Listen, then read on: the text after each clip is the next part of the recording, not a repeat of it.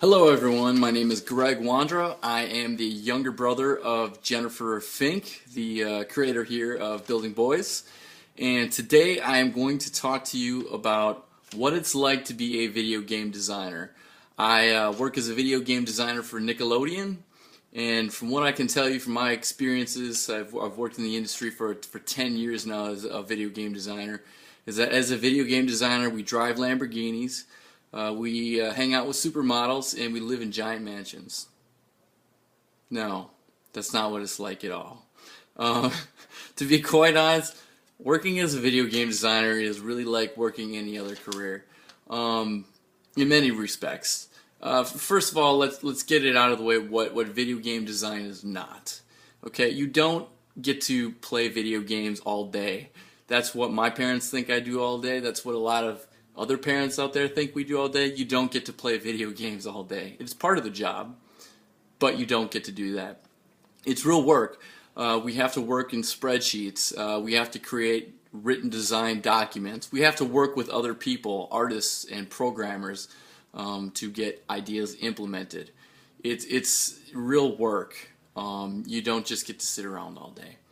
One thing it is, though, is it is a fun job. I would say that out of all the careers out there, it's one of the most fun jobs that you can have, and you do get paid relatively well. Compared to a lot of other careers, I think it pays surprisingly well. So if you have a son or daughter that's really into video games, don't fear. There are good careers that you can make out of this. One benefit you get of working as a video game designer is you get to dress like this all day. A lot of people wear suit and ties. I get to wear shorts, t-shirt, and tennis shoes. Pretty sweet deal. Some of the cons of being a video game designer is when I came into the industry, I thought, well, this is great. I just get to think of ideas. I get to tell other people my ideas, and they just get to do them. And voila, they're going to appear in the game. It's not how it works. First of all, you have to have your ideas approved by your supervisor. Secondly, if your ideas do get approved, you have to work with artists and programmers to get your ideas implemented. And you'll find that through this process that you yourself have to be the champion of that idea and actually have to go make it happen. If you want to become a video game designer, you must be good at dealing with criticism. People will criticize your ideas a lot. A lot of people might not understand your ideas. A lot of people just might want to hate on your ideas because they don't like you personally. It happens. So you got to be able to deal with criticism.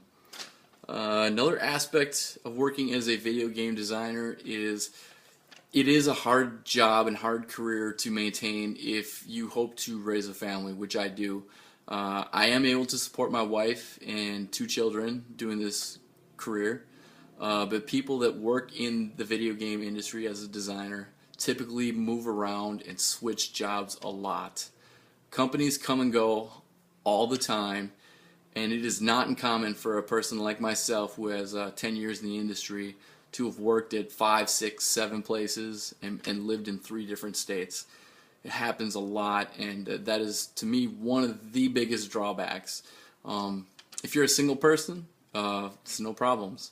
But once you have a family that you have to support, it becomes quite difficult, and that's something I'm personally struggling with a lot right now. You can feel trapped in a place, and it's hard to entertain new gigs out there. That is one of the big unfortunate downsides of working in the video game industry, and as a game designer, is a project can end, a game that you could be working on ends, and suddenly they say, guess what, guys, we don't have any other work lined up. See y'all later. That's the breaks.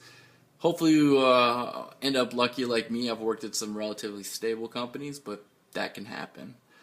Let me see. Other than that, that's all I think I really want to cover in this video. I think in future videos I'll talk about some of the skills that you need to become a video game designer, and I'll give you some tips on how to do that. As for now, thank you very much, and check out some more videos here on Building Boys. See you later.